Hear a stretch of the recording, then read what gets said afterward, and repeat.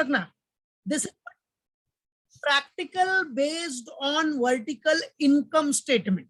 Practical based on vertical income statement. So Anvita Limited is the company. Following information regarding Mrs. Anvita Limited for the year ended 31st March 2017 is given. अब exam में आपको 31st मार्च 20 हो सकता है, 31st मार्च 21 हो सकता है, whatever it will be. तो जो भी ईयर रहेगा वो हिसाब से दिखाने का, कोई टेंशन नहीं.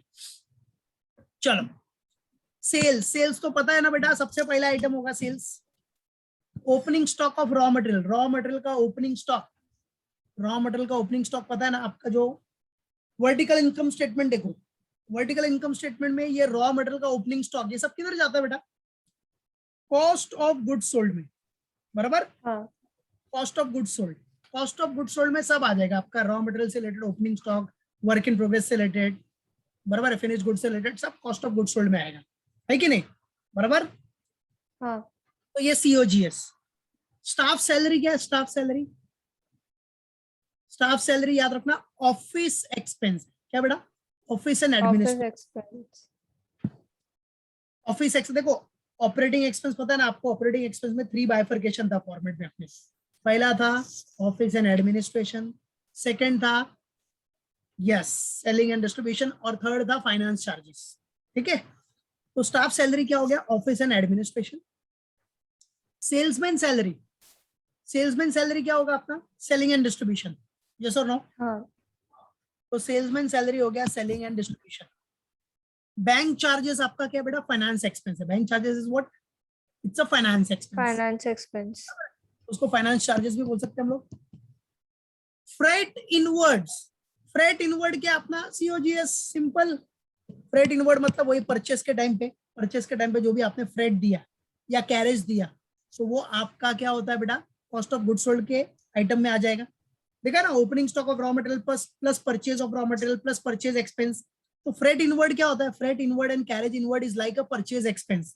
तो परचेज में ऐड हो जाएगा, बराबर. और परचेज ये सब किधर आएगा? कॉस्ट ऑफ गुड्स सोल्ड में. किसमें आएगा बेटा? COGS. याद रखना. फिर ऑफिस रेंट एंड इंश्योरेंस दिया है. ऑफिस रेंट एंड इंश्योरेंस ये किधर आना चाहिए? Office rent and insurance office expense, बराबर है. ऑफिस से रिलेटेड है. Office and administration. अभी क्या बोल रहा है बेटा? Debenture interest. अब आपको पता है वर्टिकल इनकम स्टेटमेंट में इंटरेस्ट के लिए अलग से हम लोग शो करते हैं. Interest will be deducted separate. Interest paid. तो इसको सेपरेटली अपने को डिडक्ट करना है interest. Loss on sale of machinery.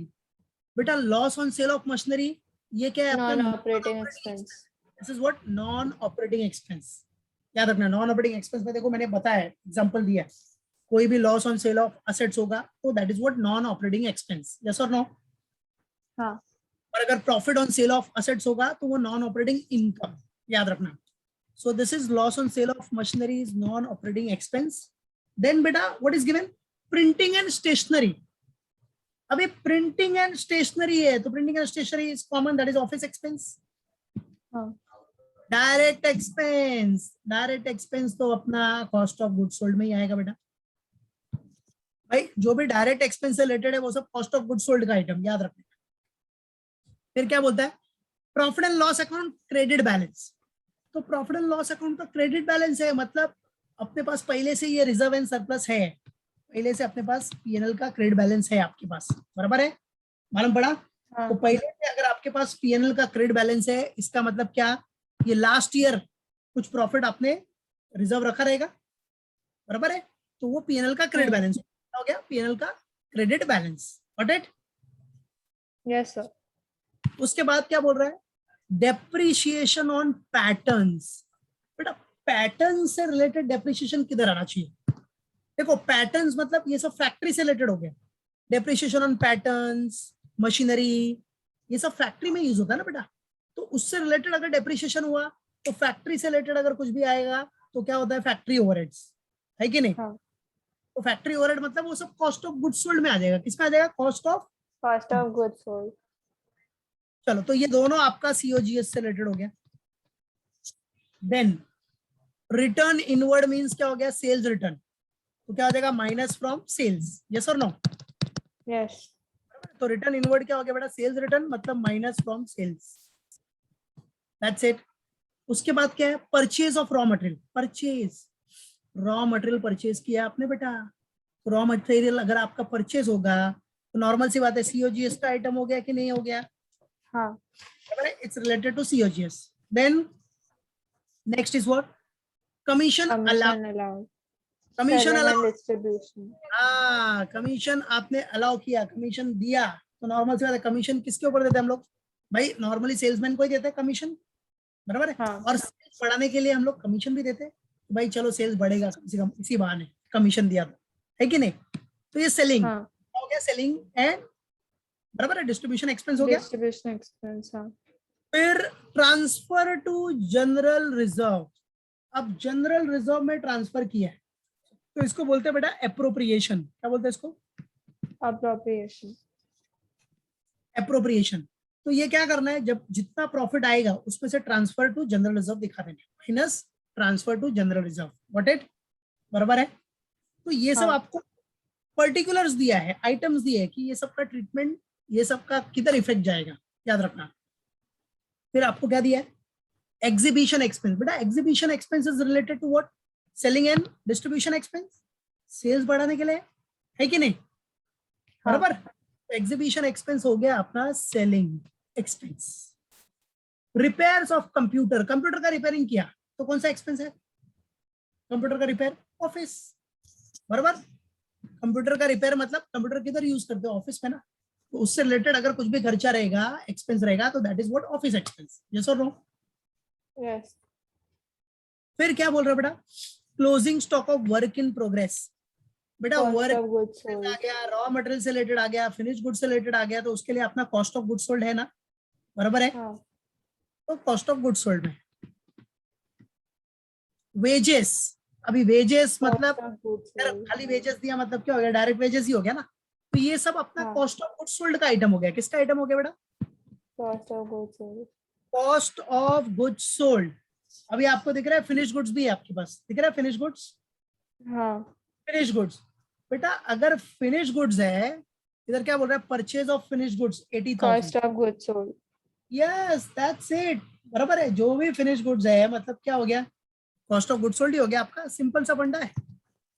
हाँ, क्लियर है, बराबर. हाँ. ये एक्चुअली है ना, ये परचेज ऑफ फिनिश गुड्स नहीं है, this is what opening stock है, ये ओपनिंग स्टॉक है, इसको हाँ. बना लेते हैं. दिस इज ओपनिंग स्टॉक है, opening stock of finish goods, ठीक है. ओपनिंग स्टॉक ऑफ, नहीं तो जाने दो, परचेज ही रहने दो, कोई बात नहीं, ठीक है, नो नीड टू वरी. तो परचेज ऑफ फिनिश गुड्स आपका 80,000 हो गया. ओके, तो ये भी cost of goods sold. Okay, clear है. हाँ. चलो अच्छा, अभी इंटरेस्ट रिसीव्ड ऑन इन्वेस्टमेंट. बेटा अगर इंटरेस्ट रिसीव्ड हुआ तो ये क्या होगा, आपका इनकम होगा. पहली बात, first of all it is an income. So in income, which income is this, interest received, dividend received, Non-operating. Non operating income. Very good. So this is NOI, non operating income. फिर आपको क्या दिया है, provision for income tax.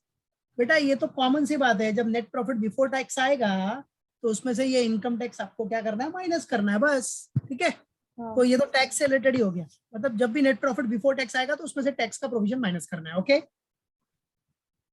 Clear. हाँ. चलो, closing stock of raw material आपका, ये भी सीओजीएस हो गया. Closing stock of raw material is what, COGS में आ जाएगा बेटा, बराबर है बच्चा. हाँ.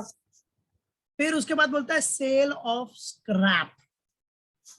सेल ऑफ स्क्रैप है, तो सेल ऑफ स्क्रैप भी तो आपका सीओजीएस का ही आइटम है, बराबर है, सीओजीएस का आइटम है, तो सेल ऑफ स्क्रैप भी COGS. Now you are required to rearrange the above information and prepare vertical income statement suitable for analysis. तो आपको vertical income statement arrange करना है, तो ये आपका क्वेश्चन है. So let's arrange it step by step. Vertical income statement. चलो, so question we have seen, right? Now for solving this, आप solve करने के लिए directly format ready करने का, at the top Mrs. Anvita Limited solution में vertical income statement for the year ended 31st March 2017. अगर 20 रहेगा एग्जाम में तो 31 मार्च 20, 21 रहेगा तो 21, लाइक दैट, जो भी ईयर रहेगा वो दिखाने हैं, नंबर पर्टिकुलर रुपीज। चलो let's start. So the very first one is what, sales. सबसे पहला स्टार्ट होगा आपका सेल्स से, ठीक है। सो नंबर 1 सेल्स, एंड बेटा sales is given in the question, बराबर है। सेल्स अपने को स्टार्टिंग में सबसे पहला ही आइटम दिया है 20 लाख, और फिर सेल्स रिटर्न भी है अपने पास, सेल्स भी है और सेल्स रिटर्न भी है, देखो दिख रहा है ना। सेल्स, हाँ सेल्स है बेटा 20 लाख, बराबर है। और आपका जो सेल्स रिटर्न है, रिटर्न किधर है, सेल्स रिटर्न, देखो रिटर्न्स किधर गया, रिटर्न इनवर्ड दिख रहा है। रिटर्न इनवर्ड मींस, याद रखना return inward means sales return, got it. Return inward means what, sales return, okay clear. Yes sir. तो सेल्स आपका कितना दिया आपको, 20 लाख दिखा देने, सेल्स आपको है 20 लाख, लिख देता हूं इनर कॉलम में, उसमें से माइनस करना है less return inward, less return inward means sales return, deduct this return inward. So return inward means sales return which is given 50,000. So बेटा माइनस करेगा तो आपको मिलेगा net sales, so net sale will be 19,50,000. So order column में दिखा के show here, that is net sales. ये हो गया नेट सेल्स, that is 19,50,000. चलो, now after that what we have to deduct, cost of goods sold, और इधर काफी आइटम है cost of goods sold की. Now less what, cost of goods sold, बराबर है। तो चलो स्टेप नंबर 3 डाल देते इधर, लेस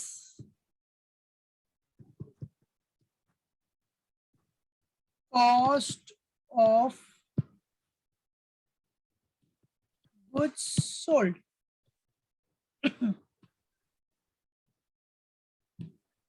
चलो अब कॉस्ट ऑफ गुड्स सोल्ड में सबसे पहले तो रॉ मटेरियल, ठीक है। देखो अपना स्टेप बाय स्टेप जाने का, पहले रॉ मटेरियल आएगा, फिर वर्क इन प्रोग्रेस, फिर फिनिश गुड्स। तो रॉ मटेरियल से रिलेटेड क्या क्या है, तो आ जाओ। रॉ मटेरियल से रिलेटेड तो पहला ओपनिंग स्टॉक दिया था अपने को क्वेश्चन में, opening stock of raw material, तो show it here, opening stock of raw material. Opening stock कितना दिया है, 1,10,000, 1,10,000 देख सकते हो। See opening stock of raw material दिया है, फिर आपको परचेज ऑफ रॉ मटेरियल दिया है, opening stock of raw material दिया बेटा, उसके बाद फ्रेट इनवर्ड है, परचेज ऑफ रॉ मटेरियल है, एवरीथिंग इज गिवन, और closing stock of raw material भी है, तो वो तो माइनस हो जाएगा, बराबर है। स्क्रीनशॉट ले लेना क्वेश्चन का, क्वेश्चन का स्क्रीनशॉट, ठीक है। चलो तो ये सब दिया है, सो लेट्स अरेंज इट। पहले मटेरियल खत्म कर लेते हैं, रॉ मटेरियल से related.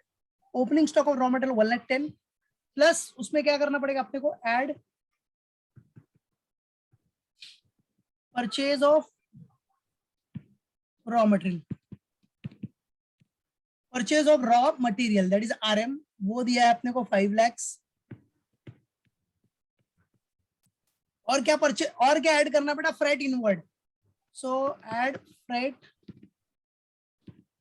Freight inward. Raw material के लिए आपने भाई ट्रांसपोर्ट किया रहेगा, जिसमें शिप से आप लाए होगे या रेलवे से लाए होगे या प्लेन से लाए होगे, कहीं से भी लाए रहेगा, आपको फ्रेट देना पड़ा होगा। So that is what, direct expense related to purchase, purchase से रिलेटेड एकदम expense directly link to purchase of raw material. So वो है आपका 40,000, that is 40,000। So opening stock of raw material plus purchase of raw material plus freight inward, so total कितना हो गया, 110 plus 5 lakh plus 40,000, that is 6,50,000. Very good, 6,50,000, perfect. अब बेटा out of this 6,50,000 we have to deduct what? Closing stock of raw material. चलो अब less कर दो.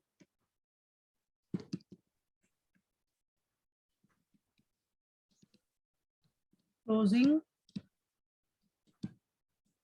Stock of raw material. ठीक है. चलो closing stock of raw material कितना है अपना? 80,000.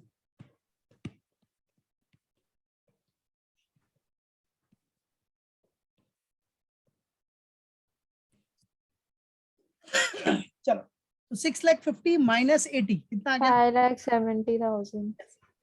अभी इनर में ही लिखना, क्योंकि आउटर में आपका कौन सा अमाउंट आना चाहिए? Direct cost of goods sold जो होगा वो आउटर में दिखाना है, बाकी सब इनर में लिखो. हाँ. फिर ये हो गया अपना, एक्चुअली देखा तो ये आपका रॉ मटेरियल कंज्यूम हो गया, मतलब नेट मटेरियल कंज्यूम्ड आ गया.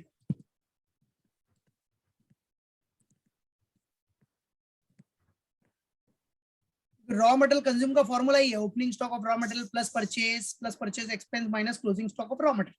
तो उससे रॉ मटेरियल कंज्यूम आ जाएगा, net material consume, that is 5,70,000. चलो अभी रॉ मटेरियल का काम हो गया, बराबर है, मालूम पड़ा. उसके बाद और क्या क्या है एक्सपेंसेस? मटेरियल हो गया, मटेरियल के बाद क्या आता है? वेजेस, बराबर है कि नहीं? मटेरियल के बाद आपका हाँ. वेजेस आ जाए. तो वेजेस है क्या अपने पास? देखते हैं. वेजेस है. वेजेस आपको दिया है, ये देखो, वेजेस इज गिवन, बराबर है, 70,000 वेजेस है. उसके बाद अपना क्या है? डायरेक्ट एक्सपेंस है. तो ये सब आपका कॉस्ट ऑफ गुड्स सोल्ड में आ जाएगा ना बेटा.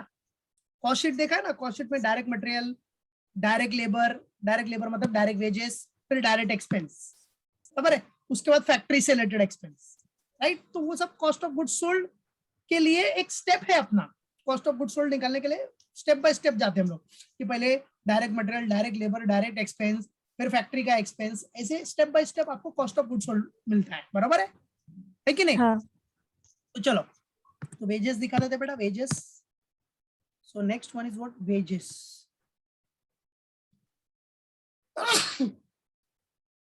सॉरी. सो सर्दी हो गया, ठीक है. सो वेजेस हो गया. सो वेजेस आपका कितना बेटा? 70,000 दिया ना वेजेस. हाँ.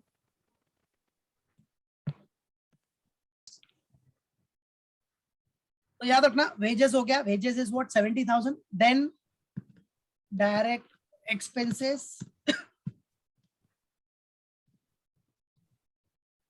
Now direct expenses what? 50,000.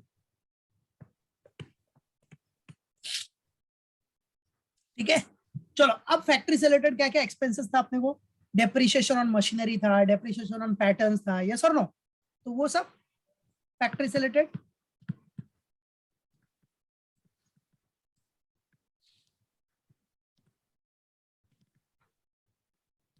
Depreciation on machinery कितना था अपने को? 20,000 था, यस और नो? Yes. 20,000. और डेप्रिसिएशन ऑन पैटर्न्स दिया था 10,000. देख लेते, वही है ना? सी, डेप्रिसिएशन ऑन पैटर्न्स 10,000 है, machinery 20,000. Yes it is. So depreciation on patterns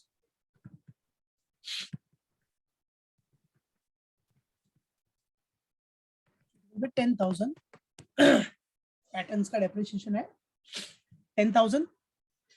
चलो सबको एडअप करना बेटा. एडअप किया 570 plus 70,000 plus 50,000 plus 20,000 plus 10,000. So total हो गया 7 लाख. 68.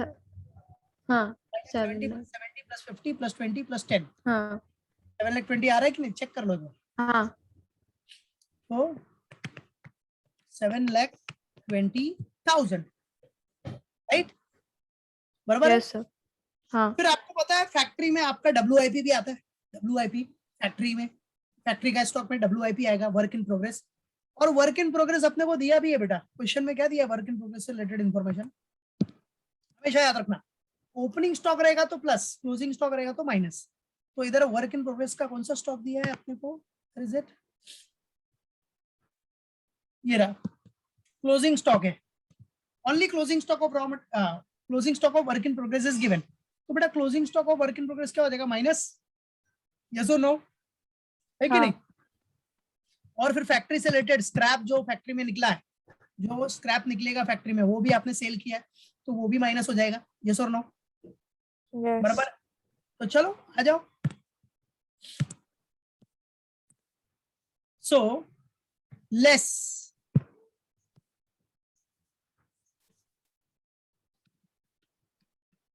लेस, सबसे पहला लेस क्या करना है अपने को, इधर क्लोजिंग स्टॉक ऑफ WIP,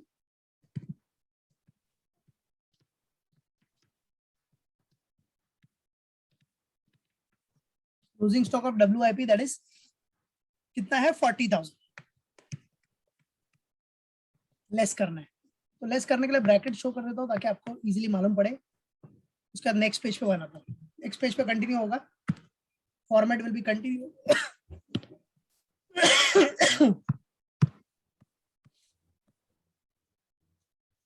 सो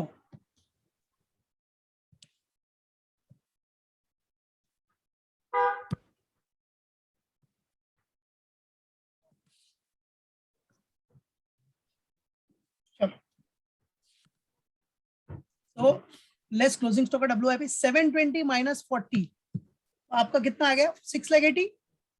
हाँ अमाउंट I'll put here 6,80,000,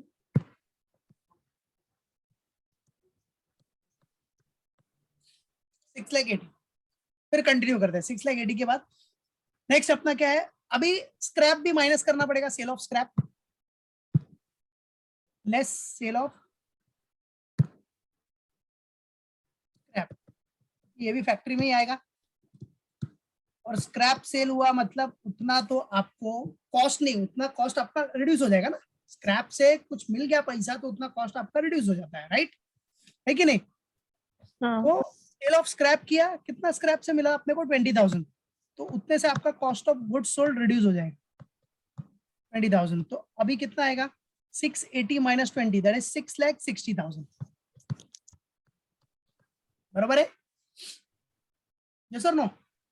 हाँ फिर क्या बोलता है बेटा आपको कि आपने ऐड किया, मतलब आपने परचेज किया फिनिश गुड्स, ये देखो is given that you have purchase of finish goods is there, तो बस आगे कंटिन्यू करो, purchase of finish goods, purchase करेगा तो कॉस्ट बढ़ जाएगा ना उतना, so purchases of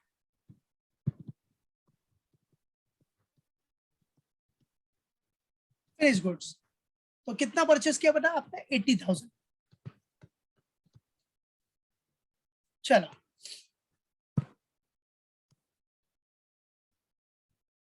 so 6,60,000 plus 80 will come 7,40,000। 7,40,000। कुछ है नहीं, तो यही फाइनल हो गया और यही आपका आ जाएगा final, that is cost of goods sold 7,40,000। Heading दिखा सकते हैं हम लोग इधर, this is what your cost of goods sold. तो बेटा देखा जाए अपना कॉस्ट ऑफ गुड्स सोल्ड में पूरा कॉस्ट शीट यूज हो गया, कॉस्ट शीट, कि भाई कॉस्ट शीट जब भी किया होगा तो पहले मटेरियल से रिलेटेड, फिर डायरेक्ट वेजेस से रिलेटेड, फिर एक्सपेंस से रिलेटेड, उसके बाद फैक्ट्री ओवरहेड से रिलेटेड, तो फैक्ट्री एक्सपेंस सारे दिखा दिए हमने, फैक्ट्री ओवरहेड्स। उसके बाद फैक्ट्री में ही आपका वर्क इन प्रोग्रेस आता था और सेल ऑफ स्क्रैप, वो सब हो गया। उसके बाद फिनिश गुड्स अगर कुछ परचेस किया तो वो दिखा दिया था, दैट्स इट। तो कॉस्ट ऑफ गुड्स सोल्ड आ गया, है कि नहीं? बराबर।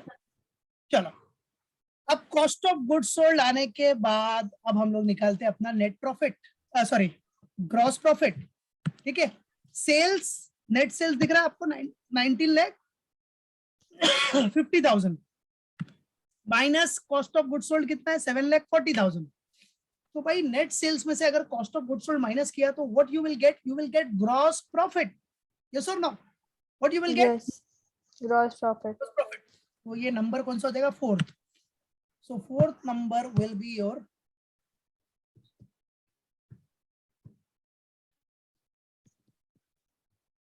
gross profit.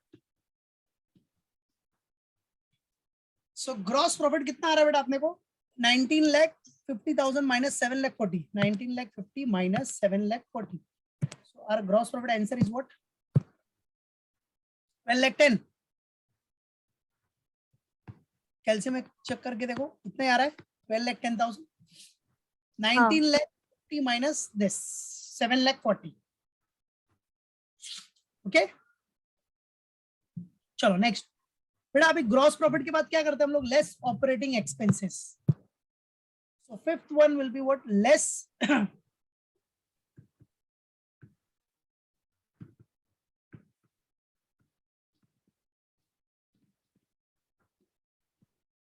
ऑपरेटिंग एक्सपेंसेस चलो अभी ऑपरेटिंग एक्सपेंस में सबसे पहला ऑफिस एंड एडमिनिस्ट्रेशन एक्सपेंस याद रखना first one is will be what first office and administration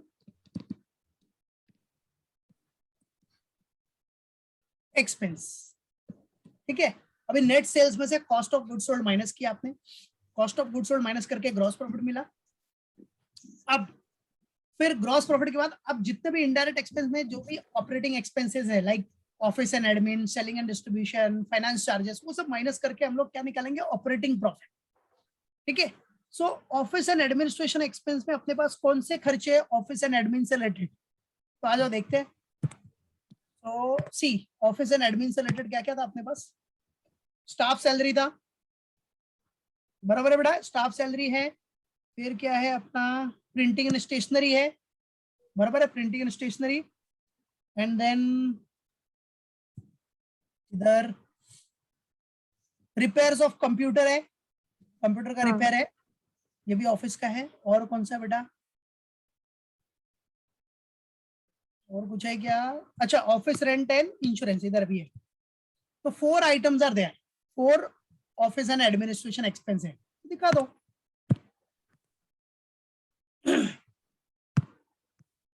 चलो तो पहला था staff salary office and administration expense में स्टाफ सैलरी कितना है चलो 1,50,000 है आपको इधर भी लिखना है तो इधर भी लिख सकते हो कोई टेंशन नहीं है ठीक है स्टाफ सैलरी है फिर रिपेयर्स ऑफ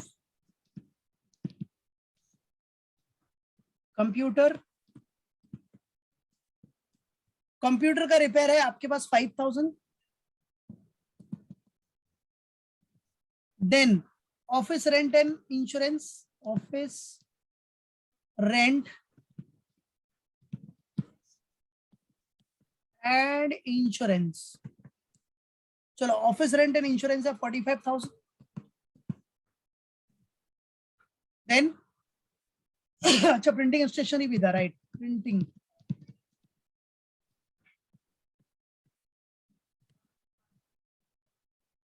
एंड स्टेशनरी का अमाउंट कितना दिया था आपने को प्रिंटिंग स्टेशनरी शायद 5,000 था ना स्टेशनरी कम था so where is it printing yes printing and stationery 5,000 yes it is so let's show it here so printing and stationery is what 5,000 that's it चलो now सबका प्लस किया तो we will get what total office and administration expense तो total कितना आ रहा है 150 plus 5 plus 45 plus 5 तो 2 लाख और ये 5 2 लाख 5 बराबर है 2 लाख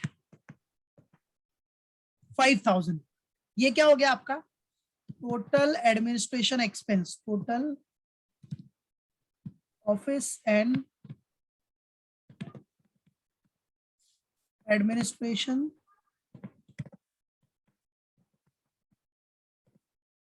एक्सपेंस बराबर total office and administration expenses आ गया दैट इज 2,05,000 चलो नेक्स्ट फिर बी अभी ऑफिस एंड एडमिनिस्ट्रेशन के बाद क्या आएगा बेटा सेलिंग एंड डिस्ट्रीब्यूशन एक्सपेंस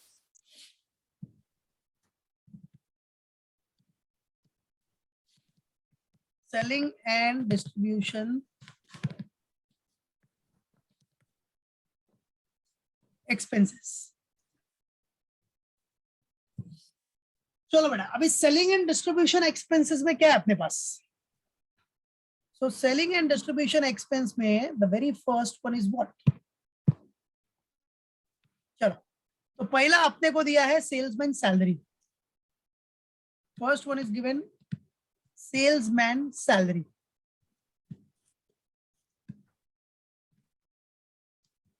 चलो सेल्समैन सैलरी अपने को देख लेते हैं ना. इधर देखो सेलिंग एंड डिस्ट्रीब्यूशन में क्या क्या था अपने पास. सेल्समैन सैलरी तो था ही आपका. ये देखो सी सेल्समैन सैलरी था 25. उसके बाद क्या था सेलिंग एंड डिस्ट्रीब्यूशन में. सेल्समैन सैलरी के बाद और क्या क्या था. कमीशन अलाउड था सेकंड आइटम. फिर एग्जीबिशन एक्सपेंस था थर्ड आइटम. बराबर है. तो चलो हाँ.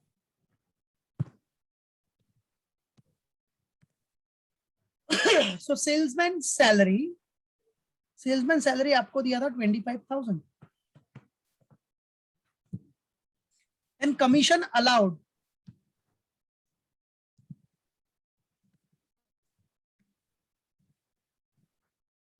कमीशन आपने अलाउ किया था वो कितना था 5,000.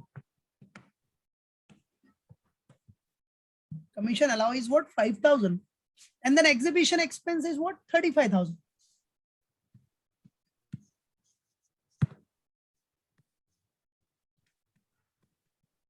Exhibition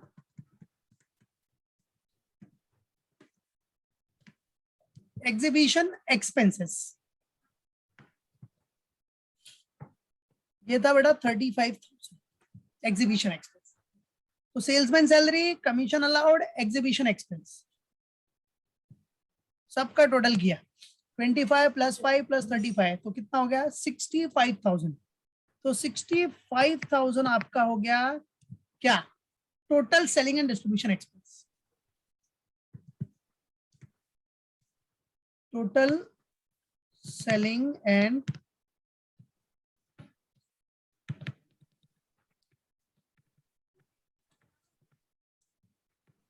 distribution expenses.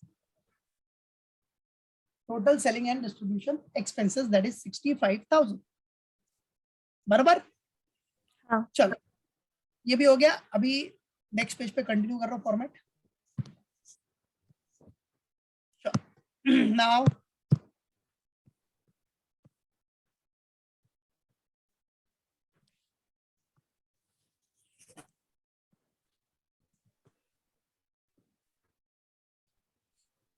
चलो बच्चा अभी आपका total selling and distribution expense हो गया. Now see is finance charges.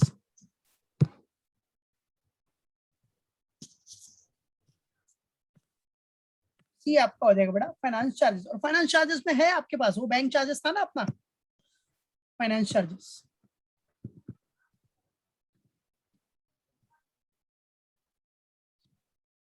Finance charges में आपके पास कौन सा आइटम है बेटा बैंक चार्जेस.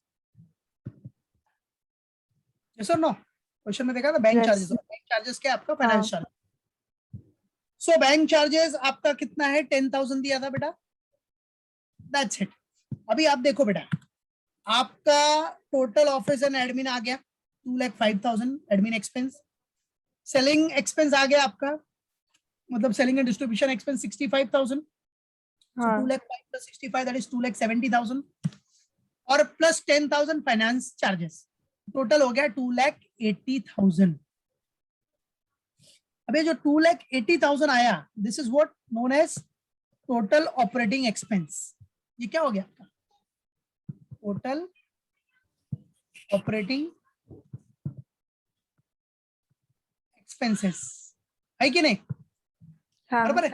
ऑपरेटिंग एक्सपेंस मतलब क्या office and administration selling and distribution और फाइनेंस चार्जेस तीनों को मिला के ही तो अपना operating expense total operating expense बनेगा. तो आ गया 2,80,000. क्लियर.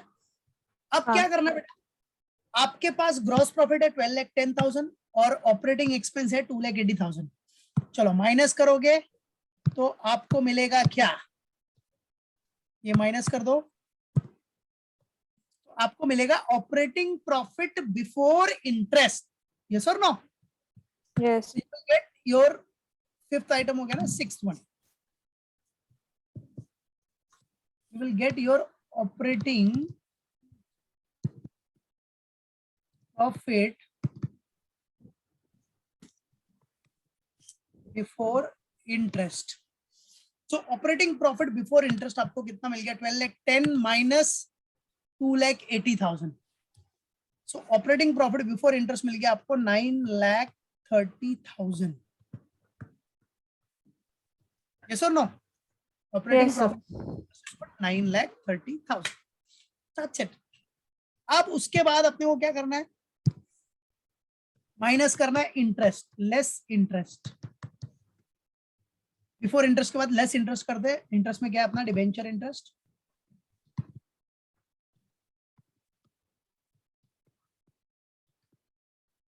डिबेंचर इंटरेस्ट, और डिबेंचर इंटरेस्ट है कितना? 50,000। चलो, तो डिबेंचर इंटरेस्ट माइनस किया 9,30,000 माइनस 50, तो आया आपको आंसर कितना? 8,80,000। सो नेट प्रॉफिट देखो, अभी ये ऑपरेटिंग प्रॉफिट बिफोर इंटरेस्ट के बाद इंटरेस्ट माइनस किया तो आपको आ जाएगा प्रॉफिट आफ्टर इंटरेस्ट। बराबर है? मालूम पड़ा कि Yes, sir. ये आ गया आपका क्या? ऑपरेटिंग प्रॉफिट आफ्टर इंटरेस्ट हो गया,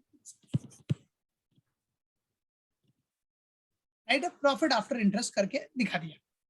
ठीक है, बराबर बेटा? हाँ. तो अपना फॉर्मेट था, जो भी आपने फॉर्मेट देखा उसके बेस पे ये सब। इसको देखो, ये ऑपरेटिंग हो गया था ना इधर, तो इसको इधर डायरेक्टली चाहिए तो प्रॉफिट आफ्टर इंटरेस्ट देखो। ऑपरेटिंग प्रॉफिट बिफोर इंटरेस्ट हो गया है, लेस डिबेंचर इंटरेस्ट माइनस किया, तो प्रॉफिट आफ्टर इंटरेस्ट कितना आ गया अपने को? 8,80,000। 80,000. नेट प्रॉफिट आफ्टर इंटरेस्ट आ गया। ठीक है, हाँ. बराबर? राइट है? प्रॉफिट आफ्टर इंटरेस्ट कितना आ गया? 8,80,000। 8,80,000. अभी इसमें क्या करना है अपने को? नेक्स्ट अपने को क्या करना है? 9th वन, ऐड करना है non operating income. What we have to add it? Non operating. Non-operating income. Add non operating, मतलब नॉन ऑपरेटिंग इनकम ऐड करने का और नॉन ऑपरेटिंग एक्सपेंस माइनस करने का। Add non operating income. हाँ. अच्छा, नॉन ऑपरेटिंग इनकम में अपने पास वही एक ही आइटम है, सिंपल इंटरेस्ट रिसीव। बस इंटरेस्ट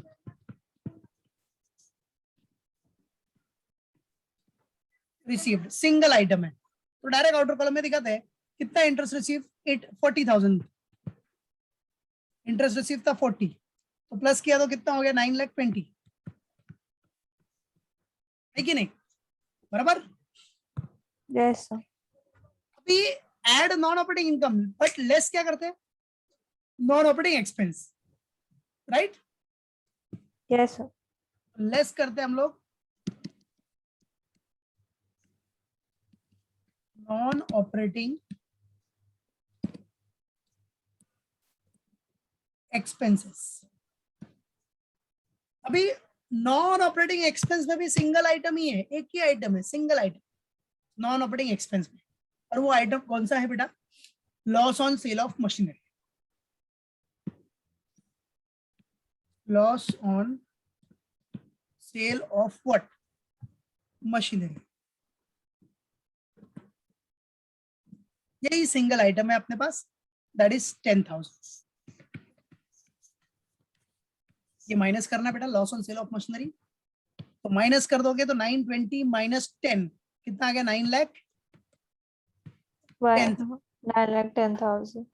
और याद रखना, ये जो add non operating income less non operating expense, इसको कंबाइंडली आप क्या बोलोगे? Net non operating income. क्या बोलते हो? Net non operating income. Net non-operating income. कोई टेंशन नहीं है, आप डायरेक्टली इधर जो भी नेट प्रॉफिट आफ्टर इंटरेस्ट आ गया, प्रॉफिट आफ्टर इंटरेस्ट, उसके बाद ऐड कर दो नॉन ऑपरेटिंग इनकम और लेस करो नॉन ऑपरेटिंग एक्सपेंसेस। तो फिर जो आपको प्रॉफिट मिलेगा, तो this profit is known as net profit before tax. क्या बोलते हैं इसको बेटा? Net profit before tax. तो आया आपका, ये हो जाएगा NPBT, net profit before tax, that is NPBT. Clear है बेटा? हाँ. NPBT. Right. Net profit before tax आ गया 9,10,000। अब बेटा नेट प्रॉफिट बिफोर टैक्स के बाद अपने को क्या करना है, 12 लेस करना है अपने को क्या, इनकम टैक्स। जो प्रोविजन फॉर इनकम टैक्स था वो माइनस कर दो।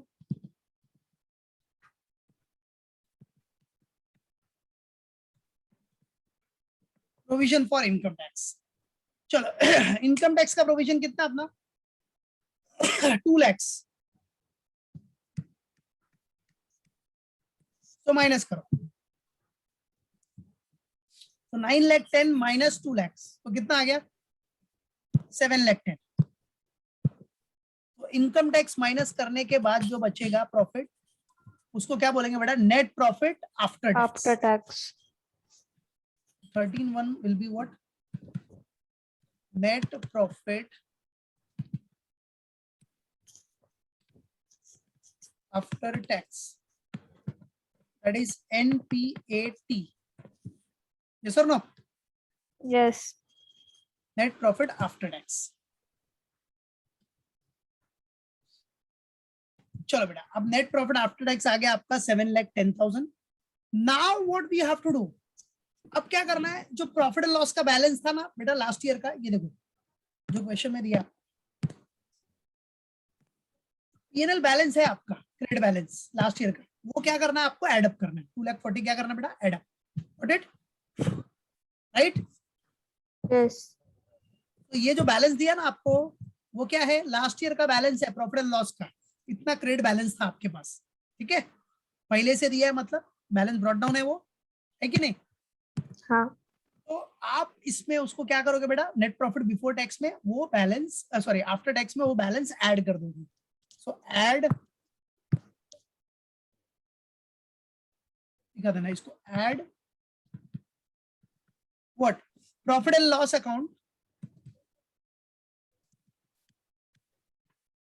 Profit and loss account balance brought down. कौन सा बैलेंस है, credit balance, got it, brought down. कितना बैलेंस था आपका, लास्ट ईयर का पीएनएल का बैलेंस था 2,40,000। How much it is, 2,40,000। 40,000. अब बेटा 2,40,000 आपने ऐड किया अगर 9,50,000. यस, तो आपको मिलेगा कितना, 9,50,000। हाँ.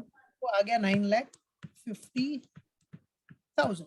अब ये 9,50,000 क्या हो गया आपके पास, टोटल प्रॉफिट अवेलेबल हो गया।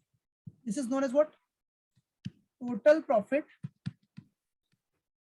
इसका मतलब क्या, ये जो प्रॉफिट था नेट प्रॉफिट आफ्टर टैक्स, ये तो करंट ईयर का कमाया हमने टैक्स देने के बाद, करंट ईयर अर्निंग हो गया। और ये पहले का जो रिटेन रखा था वो प्रॉफिट है, रिटेन अर्निंग्स, ठीक है। 2,40,000 दोनों को मिला के टोटल कितना आ गया, 9,50,000, बराबर, मालूम पड़ा। हाँ. ये जो प्रॉफिट 2,40,000 वो लास्ट ईयर का बैलेंस था, पीएनएल का बैलेंस जो बचा के रखा था, रिटेन था अपना, वो प्लस करने के बाद टोटल प्रॉफिट अवेलेबल हो गया 9,50,000। So total profit available for what, appropriation. Total profit available for what, appropriation. So total profit available for what बेटा, एप्रोप्रिएशन आ गया 9,50,000। अब आ जाओ नेक्स्ट,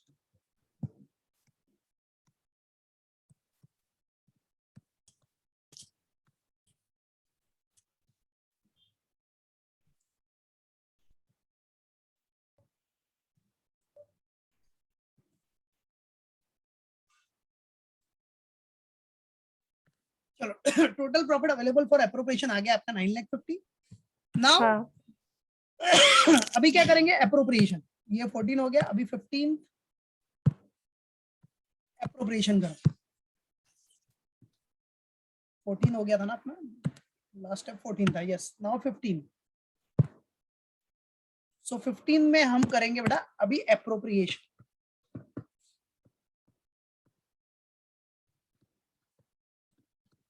एप्रोप्रिएशन मतलब रियल ओनर से रिलेटेड, और रियल ओनर कौन होता है कंपनी का, इक्विटी शेयर होल्डर्स, है कि नहीं, हाँ राइट, ओनर से related equity yes share sir holder, share holders मतलब वो अप्रोप्रिएशन करना है, उसमें से अप्रोप्रिएशन में क्या बोल रहा है, डिविडेंड तो पे नहीं किया आपने, डिविडेंड का तो है ही नहीं, ट्रांसफर टू जनरल रिजर्व, और इक्विटी शेयर होल्डर का ही जो प्रॉफिट होता है उसी में से जनरल रिजर्व में ट्रांसफर करते हैं ना बेटा, है कि नहीं, तो आपको हाँ ट्रांसफर टू जनरल रिजर्व दिया है क्वेश्चन में, it is given in the question that is transfer to general reserve, see transfer to general reserve that is 1,50,000, yes और नो,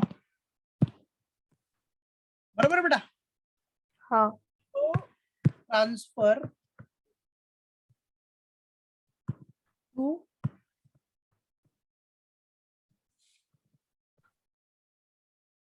जनरल रिजर्व, तो ट्रांसफर टू जनरल रिजर्व है कितना, 1,50,000, तो directly 1,50,000 is transfer to general reserve, बस minus करोगे, तो अब minus करने के बाद आपको मिलेगा क्या, retained earnings, what you will gate, returned earnings yes, last one you will get it, that is retained earnings,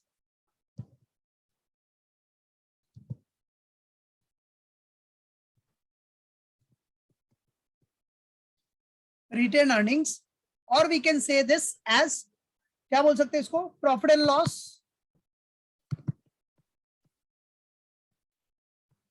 credit balance carried down, बराबर है, तो कितना आएगा, 9,50,000 माइनस 1,50,000 कितना आ रहा है, 8 8 lakhs, lakhs